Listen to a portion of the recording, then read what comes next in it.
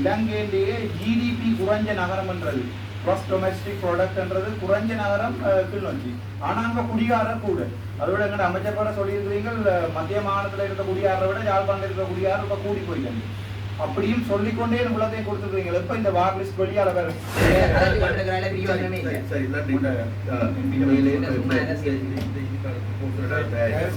அமைச்சர் மட்டும் எம்பிட்ட சொல்லுங்க. நல்ல விடயங்களை கதை கேட்கல, அதுல நல்ல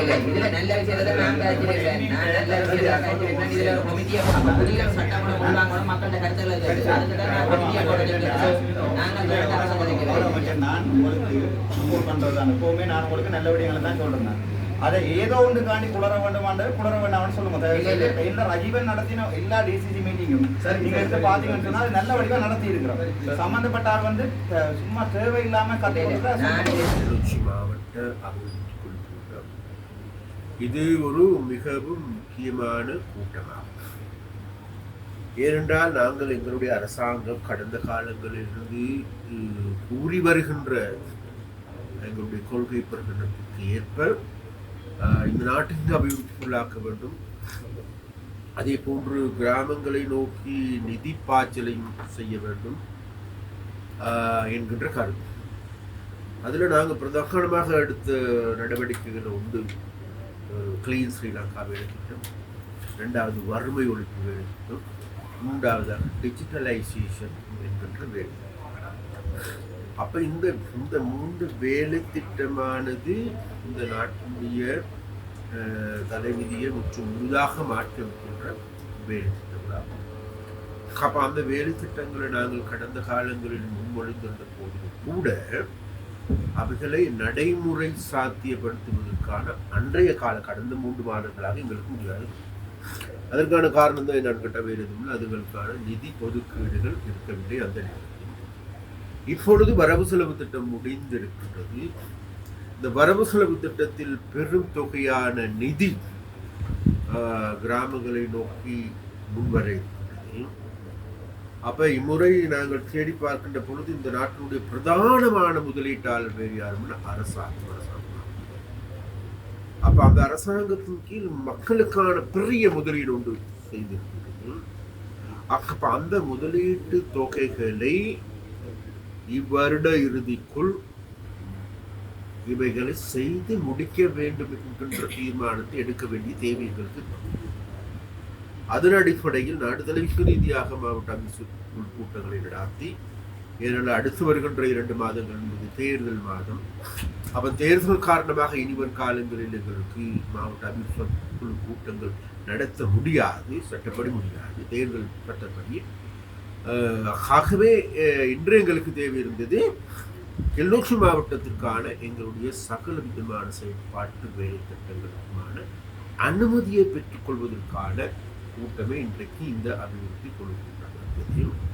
அப்போ அந்த வகையில் இன்றைக்கு கிளிநொச்சி மாவட்டத்தில் இருக்கின்ற வீதி புனரமைக்கின்ற வேலைகளா, குளங்கள் புனரமைக்கின்ற வேலைகளா, ஏனைய அபிவிருத்தி நடவடிக்கைகளா, அல்லது அஸ்வஸ்ம திட்டமா, அல்லது ஏனைய மானிய உதவிகளை பெற்றுக் கொடுப்பது, அனைத்துக்குமான வேலைப்பாடுகளை முன்னெடுக்கின்ற முடிவுகளை நாங்கள் எடுத்திருக்கின்றோம். அந்த வகையில் மிகவும் நல்ல முறையில் நடைபெற்றது மாத்திரமல்ல, இதில் பல்வேறு குறைபாடுகளையும் நாங்கள் கண்டு கொண்டோம்.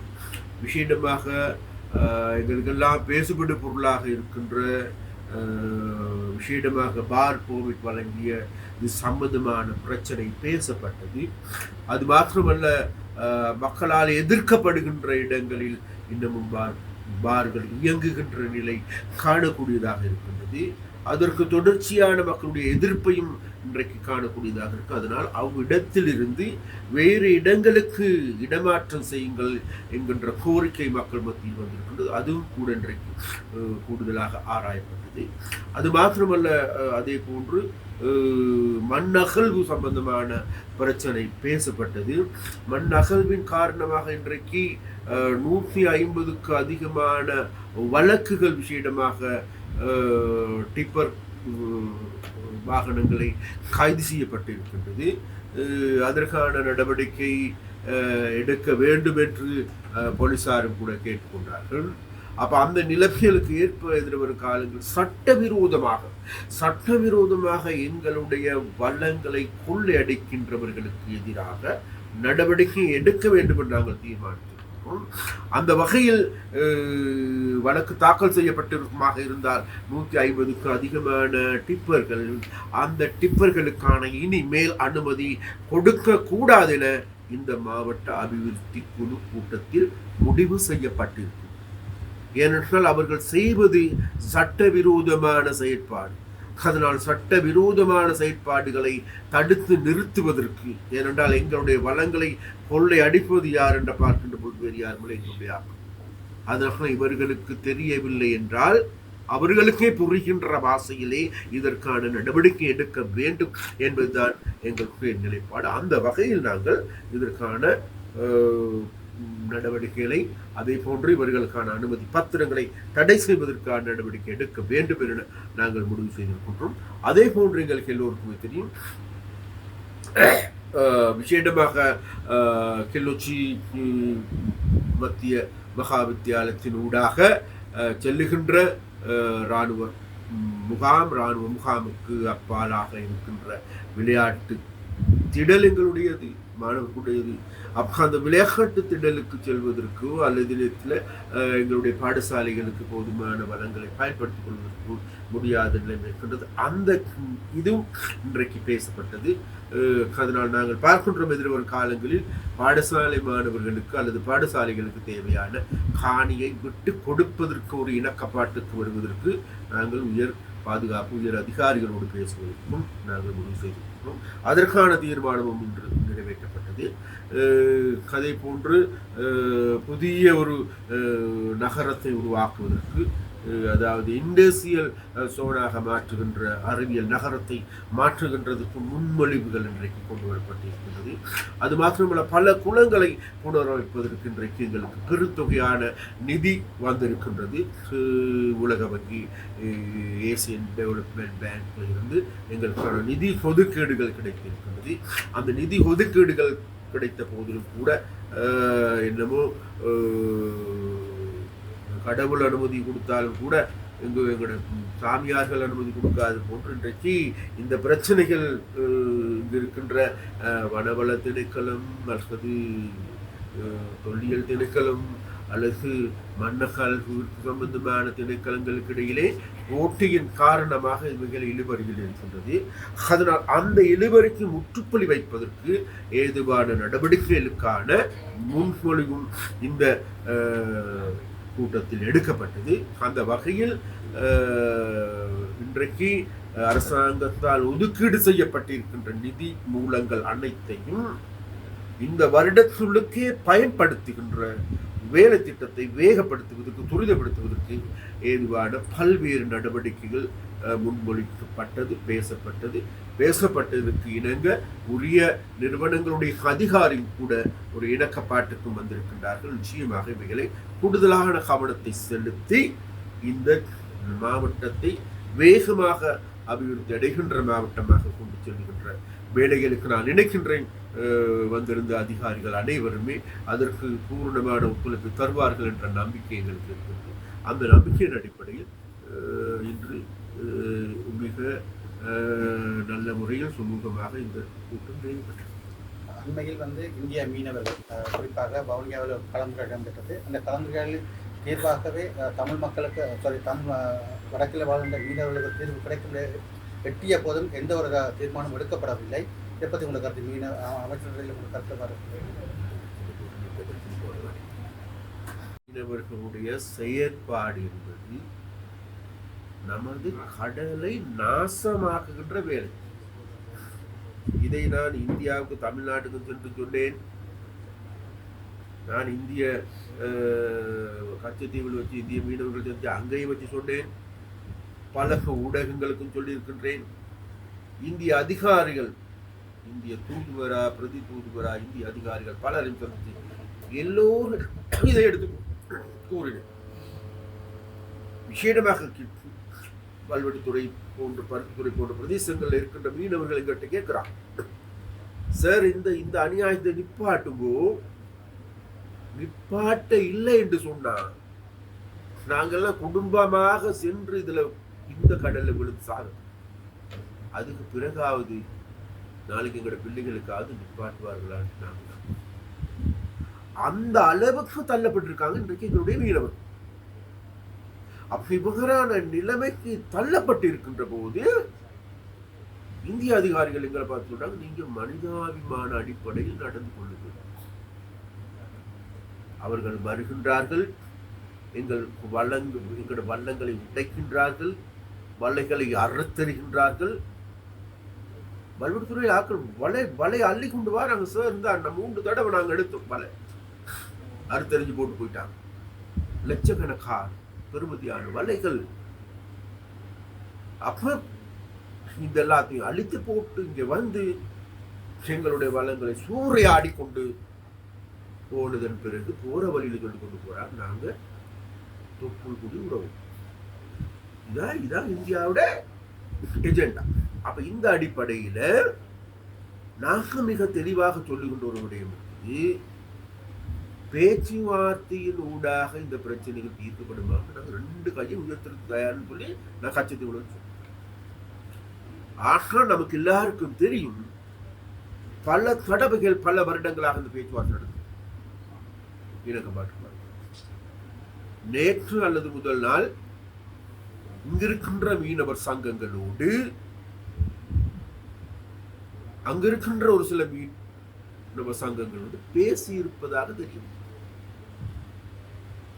அப்ப இங்க இருக்கின்ற மற்ற ஏழை மீனவர்கள் அமைப்புகள் சொல்லுகின்றார்கள், அந்த இந்திய மீனவர்களோடு பேசிய மீனவர் சங்கங்களுக்கு எந்த விதமான அதிகாரமும் கிடையாது, சட்ட ரீதியான வலுவும் கிடையாது ஐயா. அதனால வேண்டி இதுகள் சம்பந்தமாக கவனத்தில் எடுக்கும். அப்ப இன்றைக்கு நாளைக்கு மீண்டும் அவர்கள் வருவதாக சொல்லியிருக்கின்றார்கள். என்னை சந்திப்பதற்கு இந்த பேச்சுவார்த்தையின் ஊடாக என்ன நடந்தது என்பதை சொல்வதற்கு வருவதாக கூறியிருக்கின்றார்கள். அதே போன்று இந்திய மீனவர்களும் எங்களை சந்திக்க வேண்டும் என கேட்டிருக்கின்றார்கள். அதற்கான கால அவகாசத்தை நாங்கள் இதனால் வரைக்கும் கொடுப்பதற்கான நேரம் இருக்கவில்லை. இருந்த போதிலும் கூட நாங்கள் இது எல்லாம் என்ன எது எவ்வாறாக இருந்த போதிலும் கூட நாங்கள் இந்த பிரச்சனைகளை மிகவும் பாசிட்டிவாகவே நாங்கள் பார்க்கிறோம். இந்திய மீனவர்கள் வந்தது நல்லது, எங்களோடு உரையாடுவது நல்லது, பேச்சுவார்த்தை நடத்துவது நல்லது. அந்த பேச்சுவார்த்தையின் ஊடாக ஏதாவது ஒரு இணக்கப்பாடு வருமாக இருந்தால் அதுவும் நல்லது. ஆனால் அந்த நல்ல வேலைகள் நல்ல முறையில் நடக்குமாக இருந்தால் நாங்கள் 2 கரங்களை உயர்த்தி இவைகளுக்கு ஆதரவு வழங்குவது தயார். ஒன்று. ஆனால் ஒரு விடயம் இருக்கின்றது, இவ்வாறான பேச்சுவார்த்தைகளுக்கு கடல் தொழில் அமைச்சருக்கும் தெரியாது, அமைச்சருக்கும் தெரியாது, அமைச்சருடைய அதிகாரிகளுக்கும் தெரியாது, வெளிநாட்டு அமைச்சருக்கும் தெரியாது.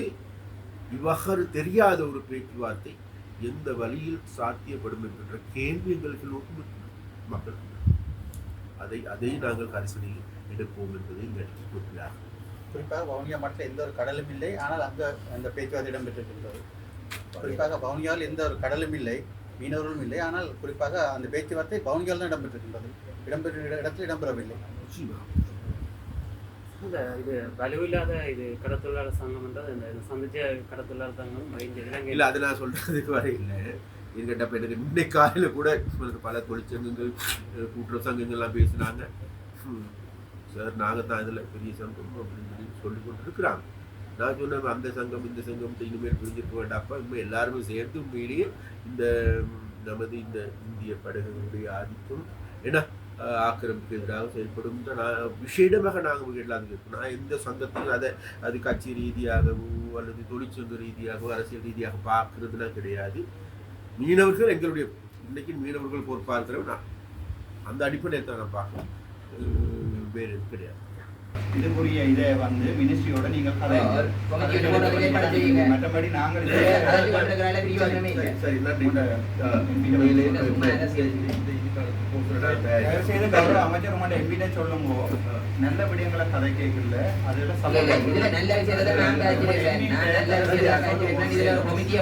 பூரணமாக மக்களுக்கு பெற்றுக் கொடுக்கிறது சதாகாலம். இது சட்டம் ஒன்று இயற்றப்பட்டிருக்கு 76 ஆண்டுகளாக.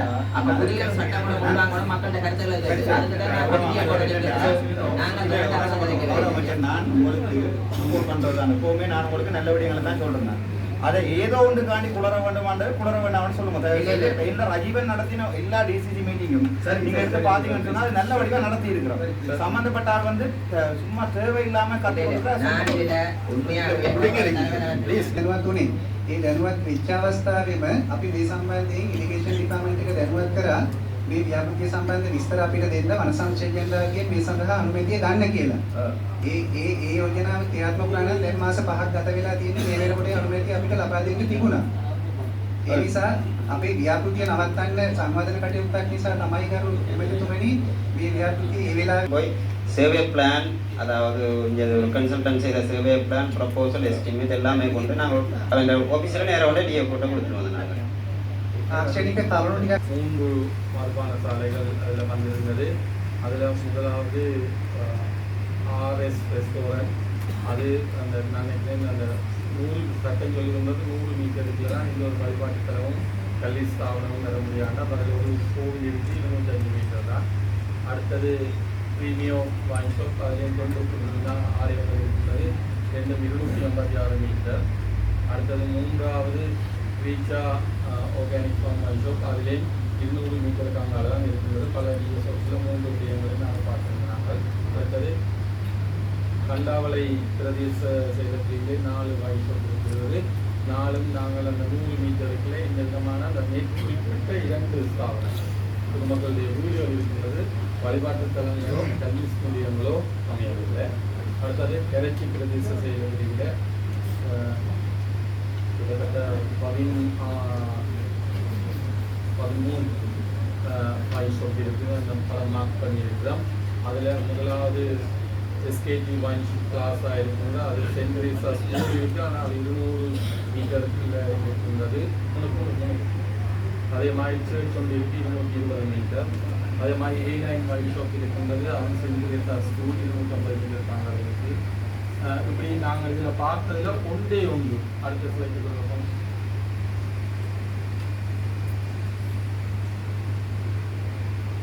இந்த இது தலைவர் பாருமோ நீங்கள் அதுல எவ்வளவு சரிவா கிளிநொச்சி நகரத்துக்குள்ள இந்த வைன் ஷாப்புகள் போடப்பட்டிருக்காங்க. ஏன்னா இந்த பான் லிஸ்ட்டை கொடுக்க வேண்டாம்னு சொல்லி கேட்டு தலைவர் விளங்கப்படுத்தீங்களா? ஏன்னா நீங்கள் பார்த்தீங்கன்னா தெரியும் எவ்வளவு சரிவா கிளிநொச்சி நகரத்துக்குள்ள இருக்கு.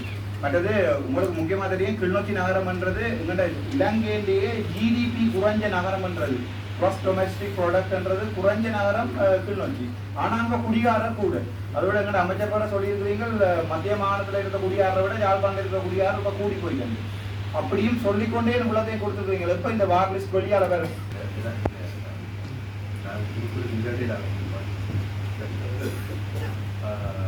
ஆனால் இந்த கொடுக்கப்பட்டிருக்கின்ற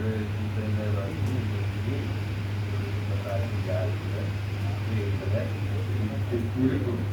ஆனால் இது சிபாரிசு யாருங்கிறது இன்னும் சொல்லாமல் பணிகளுக்கான மறுபக்கம் உண்மையிலேயே எடுத்துக்கொண்டால் இந்த பார சம்பந்தமான பிரச்சனை பார்க்கும் போது நாங்கள் வரும்போது இந்த பாரதம்